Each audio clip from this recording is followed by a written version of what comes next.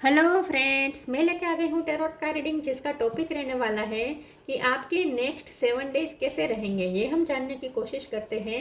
जिन्होंने मेरी channel subscribe की है, थैंक यू वेरी मच। जिन्होंने अब तक नहीं की है, जल्दी से कर दीजिए ताकि आपको मेरी सारी रीडिंग्स मिल सके। आप सबके प्यार और सपोर्ट के लिए थैंक यू वेरी मच। मेरी सारी रीडिंग जनरल होती है, टाइमलेस होती है। जब भी आपकी नज़र के सामने आएगी उस वक्त के लिए आपके लिए मैसेज होंगे, ठीक है। और सभी रीडिंग सभी से रेजोनेट नहीं हो सकती। जितने मैसेजेस लगे कि आपके लिए है उतने लीजिए, बाकी के छोड़ दीजिए। चलिए रीडिंग शुरू करते हैं। सबसे पहले मैं भगवान जी का एक कार्ड निकालती हूँ जो कि हमें बताएगा कि आप में कौन से भगवान की क्वालिटी है। हे ईश्वर, प्लीज़ मुझे डिवाइनली गाइड कीजिए। जो व्यूअर्स मेरी ये रीडिंग देख रहे हैं उनमें कौन से भगवान की क्वालिटी है। ओम नमः शिवाय। मेरे व्यूअर्स में कौन से भगवान की क्वालिटी है। ओम नमः शिवाय।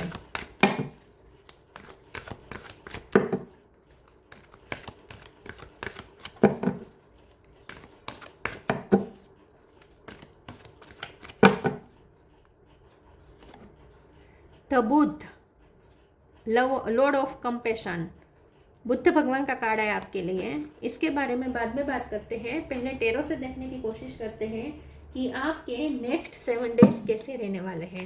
हे ईश्वर, प्लीज़ मुझे डिवाइनली गाइड कीजिए। जो व्यूअर्स मेरी ये रीडिंग देख रहे हैं उनके नेक्स्ट 7 डेज कैसे रहेंगे। ओम नमः शिवाय। आपके नेक्स्ट 7 डेज कैसे रहने वाले हैं। ओम नमः शिवाय।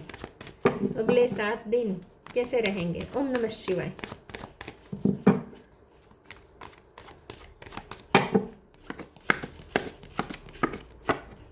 Emperor,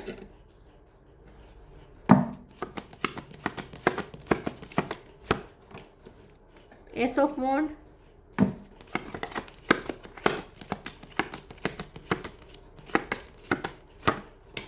hangman,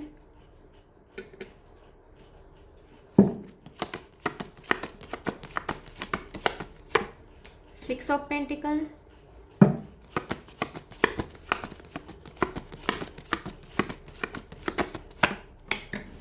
four of cup,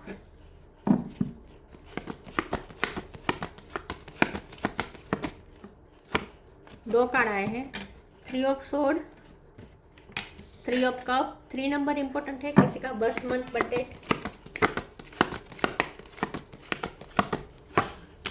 night of pentacle. और बॉटम ऑफ द डेक में आया है 3 ऑफ पेंटिकल। 3 नंबर इंपॉर्टेंट है। 9 of wands, 4 of wands. Okay, 4 number भी इंपॉर्टेंट है। 3 नंबर और 4 नंबर, ठीक है। 333 आया है और 111 भी इंपॉर्टेंट हो सकता है। 11 नंबर इंपॉर्टेंट हो सकता है। 1 नंबर इंपॉर्टेंट हो सकता है। 3 नंबर और 4 नंबर, ठीक है। बाकी 6 नंबर। वो स्टार साइन देखें, ठीक है। स्टार साइन देख ले तो यहाँ पे है Taurus, Virgo, Capricorn, Cancer, Scorpio, Pisces. Pisces strong है। Aries, Leo, Sagittarius. Aries strong है। Gemini, Libra, Aquarius. सारे साइन यहाँ पे मौजूद है। पाइसिस और एरिस ज़्यादा स्ट्रॉन्ग है। चलिए रीडिंग शुरू करते हैं और देखते हैं कि आपके नेक्स्ट 7 डेज कैसे रहने वाले हैं। मुझे ऐसा लगता है कि आपके नेक्स्ट जो 7 डेज है उसमें आप बहुत हेल्प करने वाले हैं लोगों की, क्योंकि आप लोगों के लिए बहुत करुणा रखने वाले हैं। मुझे ऐसा लगता है कि आपका ये जो सोल पर्पस है, आपका जो भी करियर है, उसमें भी आप अपना सोल पर्पस ऐड कर देंगे। तो मुझे ऐसा लगता है कि आप अपने काम से या किसी को कुछ ना कुछ दे के आप लोगों की तकलीफ दूर करने की कोशिश करेंगे। तो मुझे ऐसा लगता है कि नेक्स्ट 7 डेज में आप चैरिटी बहुत करेंगे। बहुत से लोग आपकी हेल्प मांगने आ सकते हैं, तो आप उनकी किसी न किसी वे में हेल्प करेंगे। या तो आपके पास कोई पोजीशन है तो उस पोजीशन का आप यूज़ करके किसी की हेल्प करेंगे, या आपके पास अगर पैसे अच्छे हैं तो आप पैसों का हेल्प कर सकते हैं। अगर आप ज्ञानी हैं तो आप अपनी नॉलेज यूज़ करके दूसरों की हेल्प कर सकते हैं, ज्ञान दे सकते हैं। किसी न किसी की आप हेल्प करने वाले हैं, ऐसा मुझे लगता है। दूसरा, मुझे ऐसा लगता है कि ये जो नेक्स्ट 7 डेज है इसमें आप अपने काम के लिए ज़्यादा पैशनेट रहेंगे, ठीक है। आप अपने काम के लिए ज़्यादा पैशनेट रहेंगे और आप ये काम से ना दूसरों को सेटिस्फाइड करने के बारे में ज़्यादा सोचेंगे। जैसे कि अगर आप जॉब करते हैं तो आप अपने सीनियर को, अपने सर को, अपने मैनेजर को आप खुश करने की कोशिश करेंगे, अपने काम से सेटिस्फाइड करने की कोशिश करेंगे। अगर आप स्टूडेंट हैं तो अपने टीचर को आप अपने स्टडी से खुश करने की कोशिश करेंगे। और अगर आप आप अपने घर में अपने इन लॉज को खुश कर सकते हैं या अपने पेरेंट्स को खुश करने की कोशिश करेंगे। आप अपने काम से दूसरों को सेटिस्फाइड करने, और ख़ास करके आपसे जो सीनियर हैं, जो आपसे एज में भी बड़े हैं या पोस्ट में बड़े हैं, ऐसे लोगों को आप सेटिस्फाई करेंगे अपने काम से। ठीक है, ऐसा भी मुझे कुछ लगता है। मुझे ऐसा लगता है कि ये जो नेक्स्ट 7 डेज़ है उसमें आपका कोई एक मामला ऐसा है जहाँ आपका दिल टूटा है, तो आपको ऐसा लगता है कि आपको किसी ने रिजेक्ट किया है। पास्ट में ऐसा कुछ हुआ हो सकता है कि किसी ने आपका दिल तोड़ा था और आपको रिजेक्ट किया था, तो वही पर्सन आपको अप्रोच कर सकता है जिसने आपका दिल तोड़ा था, उनके साथ आपका यूनियन हो रहा है। क्योंकि ये रिकंसिलेशन मुझे बहुत दिख रहा है, यहाँ पे दिख रहा है, यहाँ पे दिख रहा है। तो मुझे ऐसा लगता है, और ये ऑफ वॉन्ड भी किसी के तरफ से परसिवरेंस का कार्ड है। कोई आपको परस्यू कर रहा है, और ये कोई ऐसा पर्सन है जो आपका पास्ट में दिल तोड़ चुका है, आपको पास्ट में रिजेक्ट कर चुका है। ऐसा कोई पर्सन सामने से आपको अप्रोच कर सकता है। यस, तो मुझे ऐसा लगता है कि कोई पर्सन, मैं एक 4 ऑफ कप के कार्ड को एक बार क्लेरिफाई कर देती हूँ, एक सेकंड प्लीज। ईश्वर मुझे बताइए 4 ऑफ कप का कार्ड क्यों है। ओम नमः शिवाय।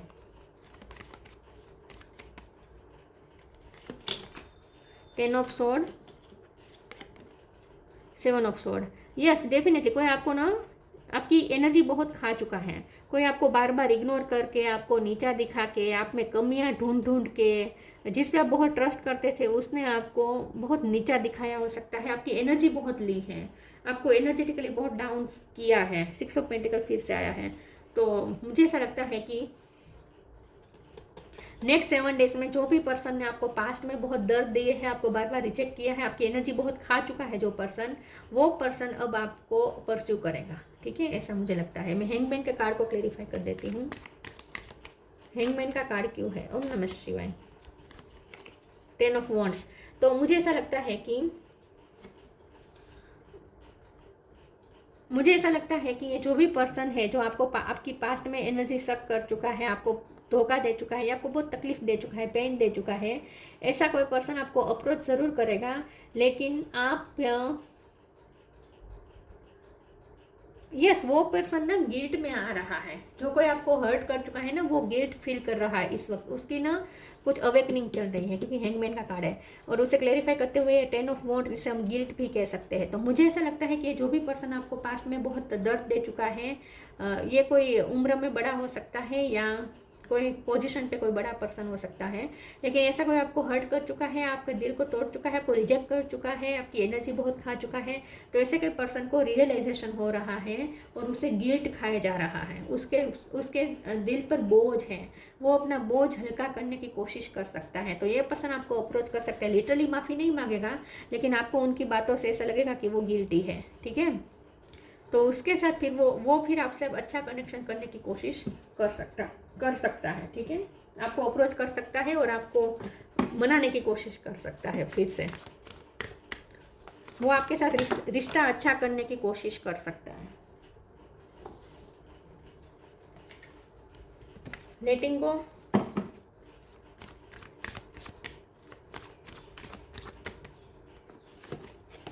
Grounded,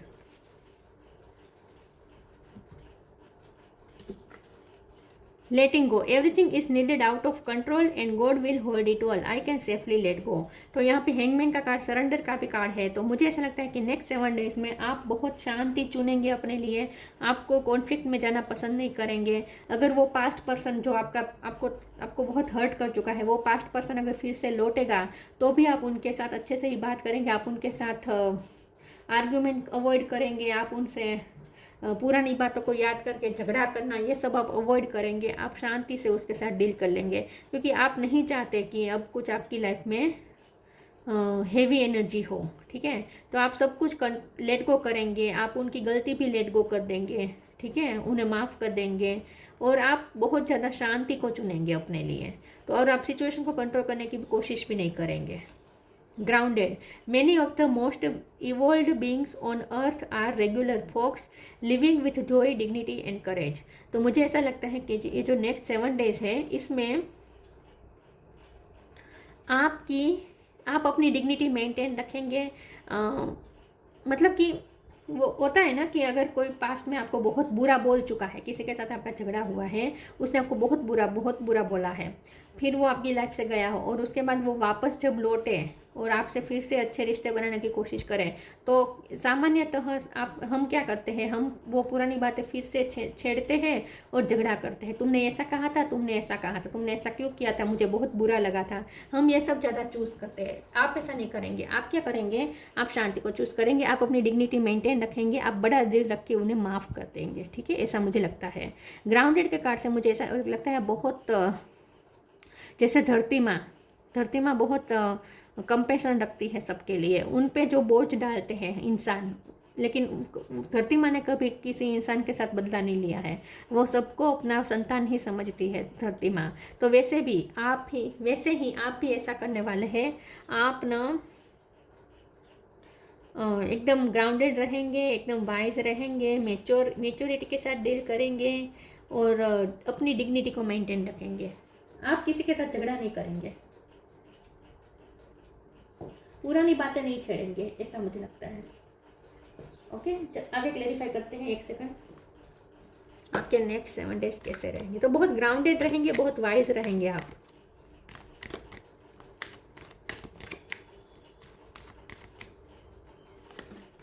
time to move on, let your inner beauty shine, stay connected within. आप चाहे कोई जहाँ भी हो, जिनके साथ भी हो, आप अपने अंदर के डिवाइन के साथ कनेक्टेड रहेंगे, इसी मुद्रा में रहेंगे। आप अपने सेंटर से कनेक्टेड रहेंगे। ठीक है, आप अपने सेंटर से कनेक्टेड रहेंगे। कभी भी आप ध्यान की स्थिति में चले जाएंगे, लोगों के साथ बीच रहकर भी आप ध्यान कर पाएंगे। Time to move on, follow the path destined for you, move on, don't stop और look back, the desired change will come. तो आप ना पुरानी बातों को छोड़ के आगे बढ़ने में बिलीव करेंगे। तो नेक्स्ट 7 डेज में आप पुरानी बातों को ज़्यादा सोचेंगे नहीं, माफ़ कर देंगे, लेट गो कर देंगे पुरानी चीज़ों को, लोगों की गलतियों को, पास्ट को। ठीक है, हर चीज़ को आप लेट गो करके अपनी लाइफ में आगे बढ़ने की कोशिश करेंगे। पास्ट को पीछे छोड़ेंगे। Let your inner beauty shine, inner beauty is commendable and brings love and satisfaction, true beauty lies in the soul. तो नेक्स्ट 7 डेज में आप अंदर से बहुत खूबसूरत लगेंगे और आपकी अंदरूनी खूबसूरती लोगों को आपके चेहरे पे दिखेगी। आपके चेहरे पे एक शांति और तेज दिखेगा, स्पिरिचुअल तेज दिखेगा लोगों को। तो नेक्स्ट 7 डेज में आप बहुत शांत मुद्रा में लोगों को दिखेंगे और आपकी अंदरूनी जो खूबसूरती है, आपकी आत्मा की जो खूबसूरती है, आपका जो सेटिस्फाइंग है, आप सेटिस्फाइंग कंडीशन है, स्टेटस है आपका अंदर का, अंदर से जो आप एकदम सेटिस्फाइड, शांत और एकदम पीसफुल जो आपकी एनर्जी है, वो आपके चेहरे पे छलकेगी। लोगों को आपको देखने ही समझ में आ जाएगा कि ये पर्सन कितना स्पिरिचुअल है, कितना शांत है। तो आपके चेहरे पे वो स्पिरिचुअलिटी का तेज दिखेगा।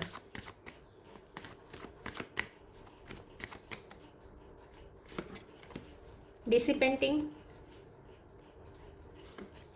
येलो कलर बहुत इंपॉर्टेंट है। फेथ, आइसोलेशन, डिसिपेंटिंग। मैंने कहा ना कि आप सबके बीच रहकर भी, सब करते हुए, सब काम करते हुए भी कभी भी आप ध्यान की स्थिति में चले जाएंगे तो उसे कहते हैं डिटैचमेंट। डिटैच रहेंगे आप, सब करेंगे, लोगों के बीच जाएंगे, आप सेलिब्रेशन भी करते हुए मुझे दिख रहे हैं, लोगों के साथ हंसी मजाक कर रहे हैं, बातचीत कर रहे हैं, लोगों की तकलीफ सुन रहे हैं, उन्हें उनकी तकलीफ में मार्गदर्शन दे रहे हैं, उनकी हेल्प कर रहे हैं, सब कुछ कर रहे हैं, लेकिन अंदर से आप डिटैच्ड हैं। बाहर की स्थिति आपको अंदर तक परेशान नहीं कर पाएगी। बाहर जो हो रहा है वो बाहर ही होगा, अंदर से आप कनेक्टेड रहेंगे अपने डिवाइन के साथ। तो बहुत ही आप आराम मुद्रा में रहेंगे, शांति मुद्रा में रहेंगे, अंदर से शांति और स्थिरता महसूस करेंगे। फेथ का कार्ड है, आपको ईश्वर पे बहुत फेथ आएगा। नेक्स्ट 7 डेज में ना आपको ईश्वर पे बहुत फेथ आएगा। आपको ऐसा लगेगा कि दुनिया की कोई ताकत आपका कुछ नहीं बिगाड़ सकती, ईश्वर आपका ध्यान रखने के लिए बैठे हैं। तो आपको ईश्वर के प्रोटेक्शन पे बहुत फेथ होगा। तो नेक्स्ट 7 डेज में आप ईश्वर से बहुत ही स्ट्रोंगली कनेक्टेड रहने वाले हैं।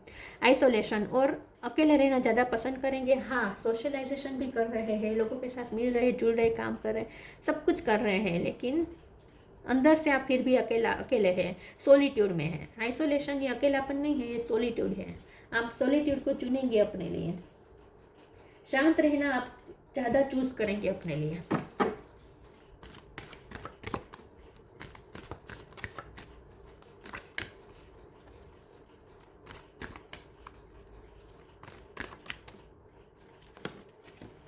Time to breathe, take time to breathe. आराम के मूड में बहुत हैं आप। Express your creativity.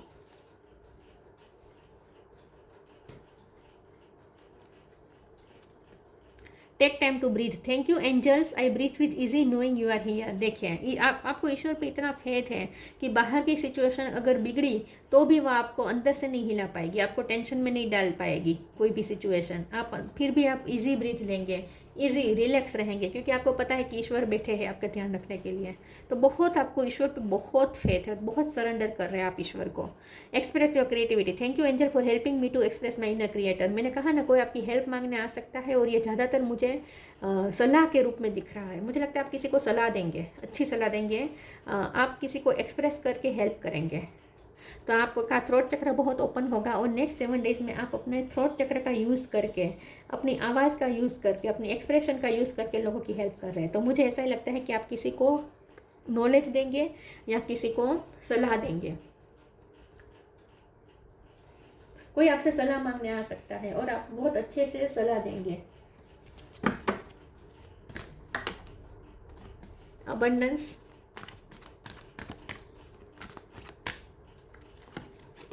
Star gazing. Abundance. Prepare yourself for incoming abundance. Release any mental blockages you may have in fairyland and human land. There is enough for abundance for everyone. तो मुझे ऐसा लगता है कि नेक्स्ट 7 डेज में आप कुछ manifest भी कर रहे हैं अकेलेपन में रहकर। पिंक कलर भी बहुत इंपॉर्टेंट है।